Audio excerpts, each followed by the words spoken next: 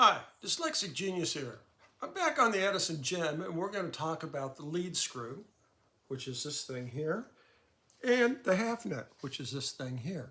And we need to clean this off because we don't know what Grandpa, Grandma, Uncle Bubba did down the road after 120 years. But people oil this and they're not using a good oil like sewing machine oil. So the threads get filled with crap. Okay, so what happens, you put your machine together and you haven't cleaned the half nut and you haven't cleaned the threads, and your half nut's just going down the road like this. It's bouncing. Because we have hardened crud in here. In a previous video, I showed you a half nut like this that was totally worn out. And this is what causes it to wear out. Because the half nut's running over the threads like this. So if it's jumping, it's dragging on the top of the threads on the lead screw. And that's why this is called the lead screw, because it's a screw. And this thing here is the nut. It's called the half nut because it's literally half a nut. What we're going to use on this is 4/0 brass wool and a brass brush, because this is softer than the steel we're working on.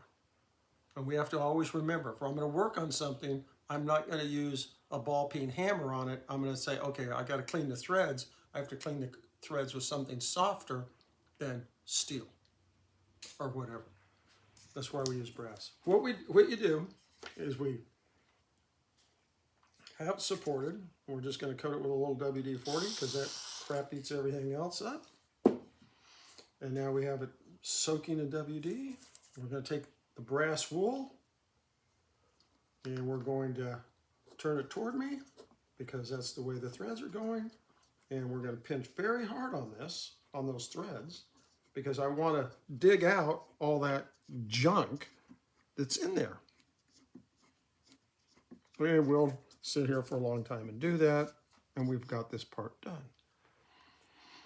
And you're going to have to do this 2 or 3 or 4 times to get it clean. Now we're going to take a paper towel and we'll clean it off. Let's just clean the whole thing off. So now we look at it, and you'll see a little black mark right here where my finger is. You see that little tiny, tiny black mark? Yeah. Yeah, that's hardened junk in your thread. So now you say it's clean, and it's coming down here, and it goes click. You'll feel a little bump. So we have to take the brass brush, and we'll support everything, and we will just go like that. Go to a couple of different angles. And you can do this first before the brass wool if you prefer. And then we do this.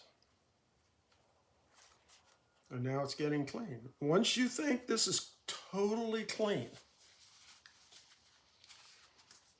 you're then going to coat this with oil, or you can use a WD-40 as a lubricant. And you will put some more WD-40 or oil on it, whichever you prefer. Nothing's set in stone with me.